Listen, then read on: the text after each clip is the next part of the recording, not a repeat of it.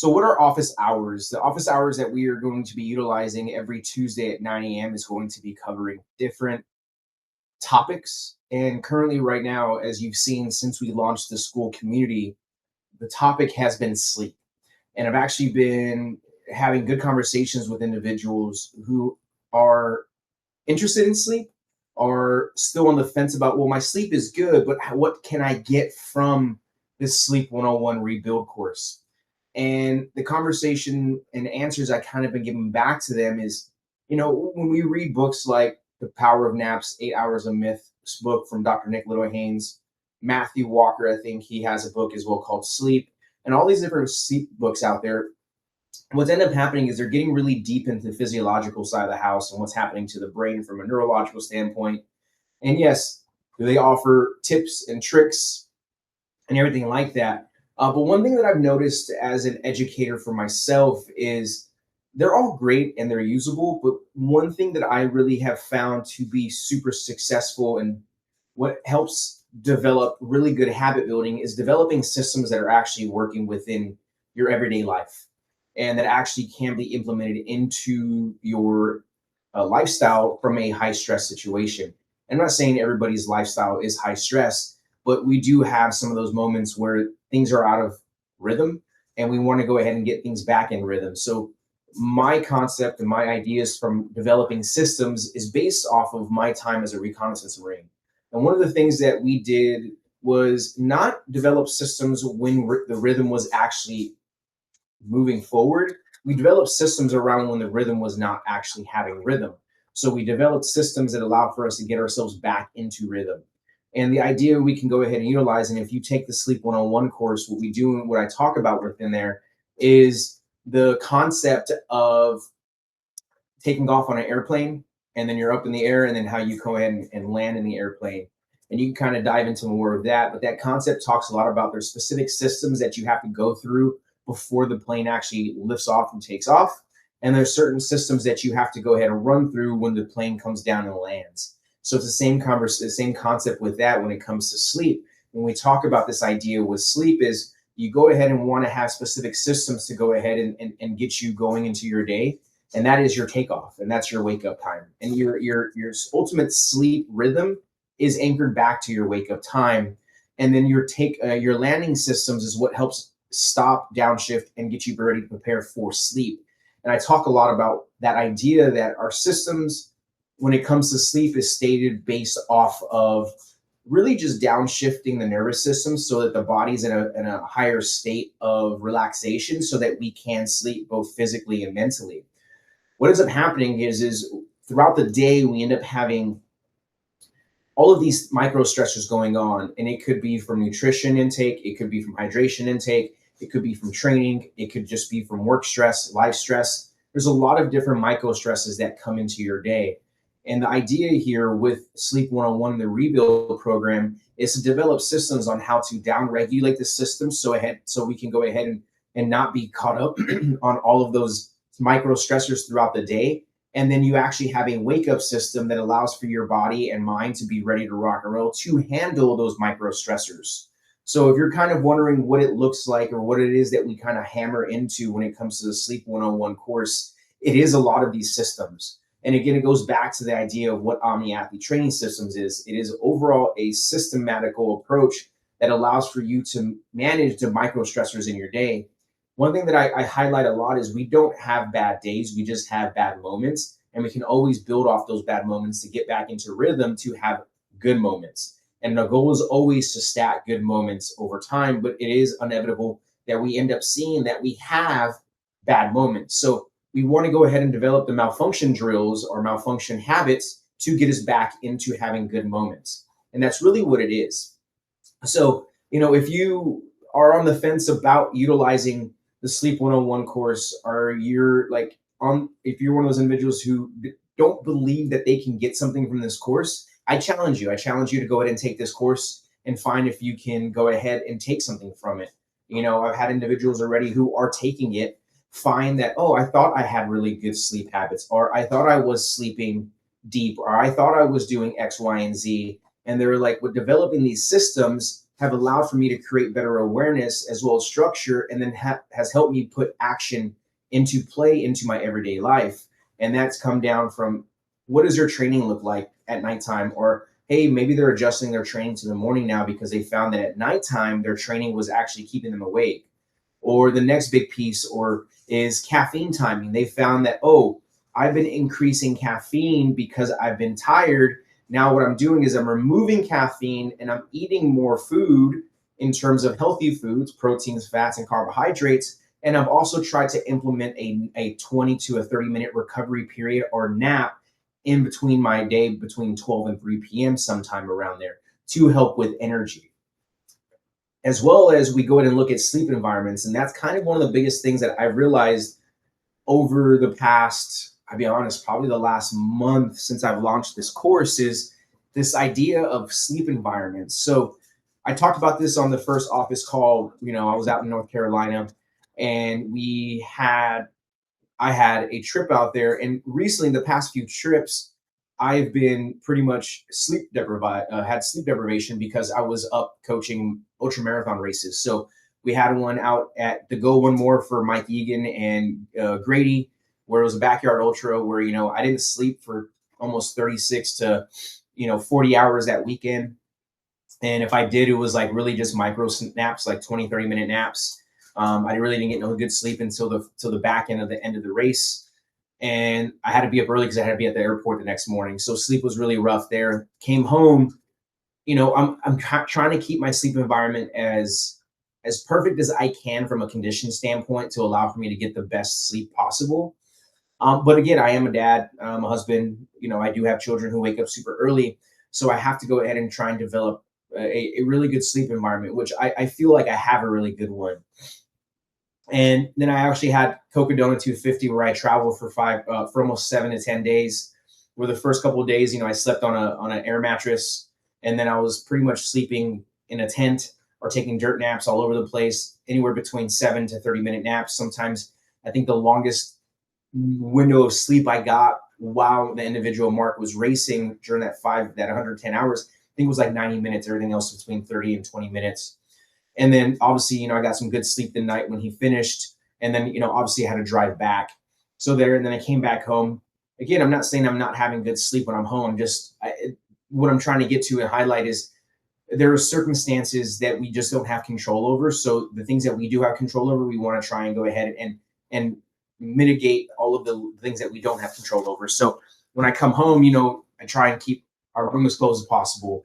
I try and go ahead and keep light out of there. I sleep with the sleep mask on. I make sure to go through my or my stop, my prepare and downshift systems when I'm going to sleep, everything I'm doing.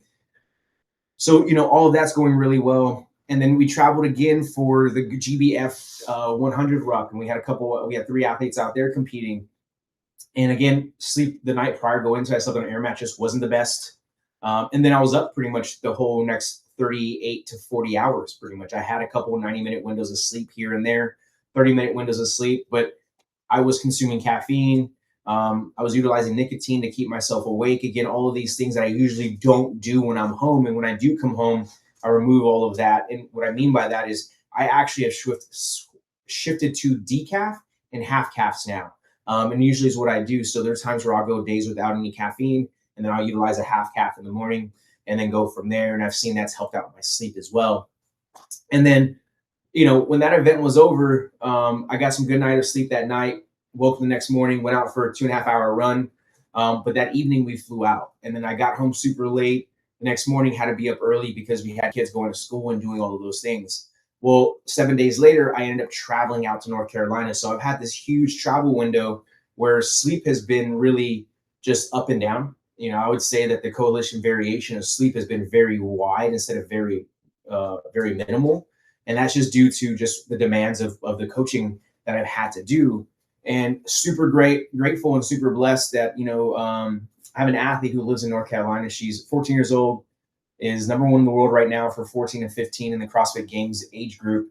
And one of my good friends of the family, as well as an athlete, have been help coaching her in ultra marathon racing and all those good things since 2020. She introduced me to them a few months back, and they flew me out for a week to coach them.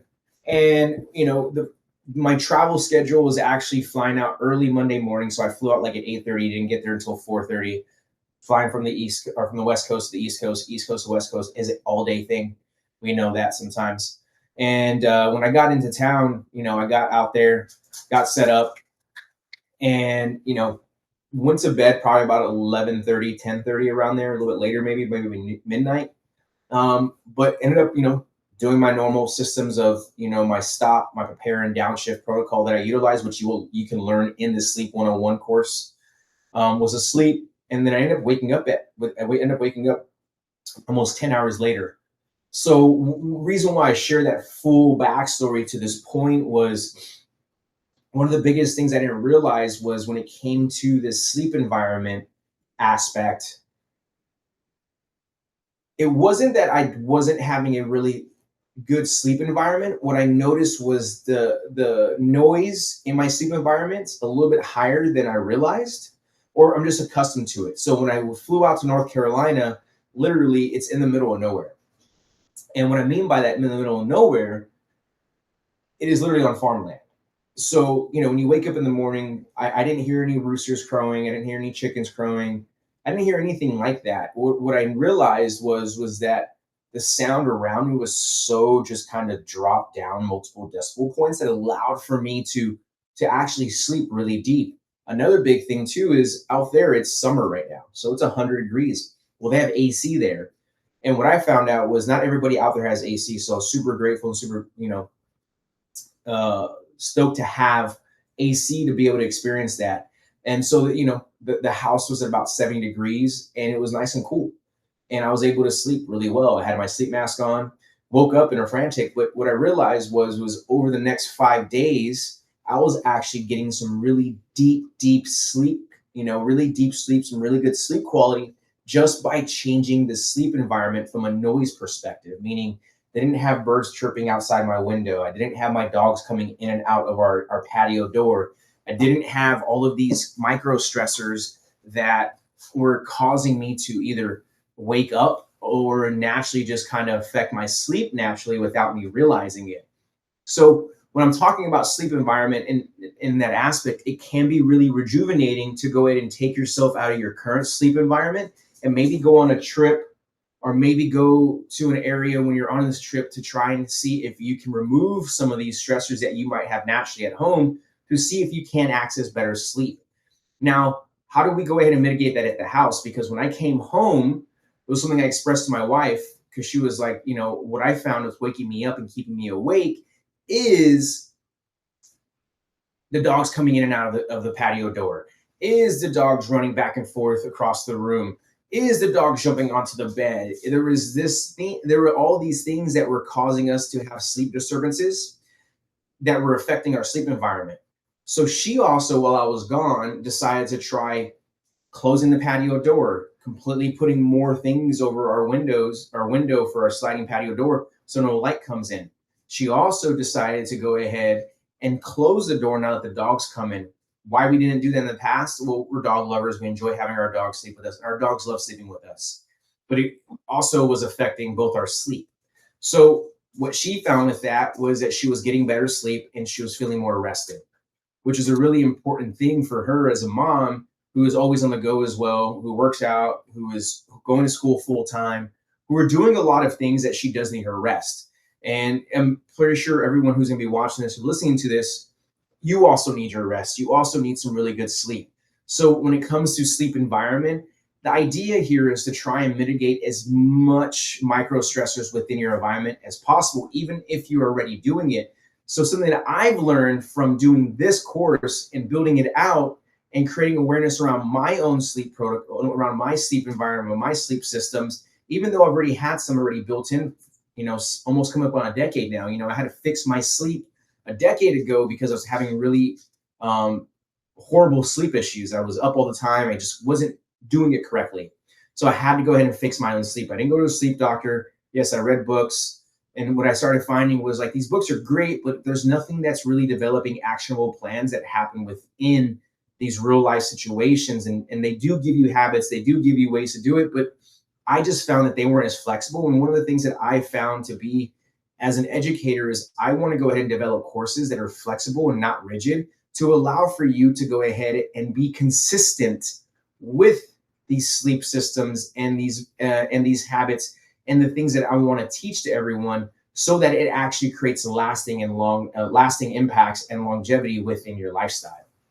So yeah, that's kind of what I've learned overall from this course, from myself building it out and as well as taking it and doing it. So, I'm I just want to go ahead and just highlight and let everyone know, like if you're on the fence again about taking this course, about doing it, not sure where if you can get out of it, what you can get out of it, I highly advise you guys to go ahead and check it out. It's really important to go ahead and improve your sleep. And we will be moving into a next course, which I'll be building out here starting in the next couple of days. And we'll be talking about what that looks like. I'm excited for that one. That one is going to be based around the psychological state, so mental performance. I think it's a really good, important one, especially with the ability to go ahead and reframe and change our perspective on how we look at building new habits in our lifestyle, and our life. So looking forward to that. But office hours again. If you made it this far into the video, and what I want to say is these office hours are not just for me to come on here and ramble. These office hours are for everyone who wants to come on and have conversations, who want to go ahead and talk. Sometimes no one will come on. I understand that we're all busy, which will allow for me to just kind of ramble and talk and kind of give you guys some updates on kind of what's been going on with how I've been utilizing the courses or how I'm building out the courses or what's to come. So again, those who have joined the community, those who are premium members, I appreciate you guys for buying the course and being a part of this course development. It has been something that's been really deep in my heart that I've wanted to do. And honestly, I've only launched it, and to be honest with you guys, I launched it June 1st. So it's only been 16 days. It feels like longer than that. So I'm really proud and stoked that we are where we are with it. And again, that's another reframing that I had to look at, right? Is like, hey, just because not everyone's commenting, just because not everybody's buying, the premium package every single day, we only have a certain number. Like, I got to forget about those things. And it's not about those. It's about just impacting those who are within the school community already and loving on you guys so that you can get the most out of it. So that if you find something impactful, you can then go ahead and share that with others and bring them in. Again, as I spoke about previously, the community is the authority, not me. So the way this community grows is based off of you guys. Obviously, I go ahead and help make it what it is and help create culture and communicate with everyone. But again, it's all about you guys and how we want to go ahead and navigate that. So I appreciate everyone who has joined so far, who is a part of the school community. If you have any questions, go ahead and post them below this call, and I will answer them via type, or I will answer them in the next office hours that we will have. But everybody have a great week. If you have any, like I said, any questions, please reach out. If you have any emails you want to reach out to me directly, reach out to me at george@omniathletetraining.com, and I'll get back to you as soon as I can. Cool. Ray John.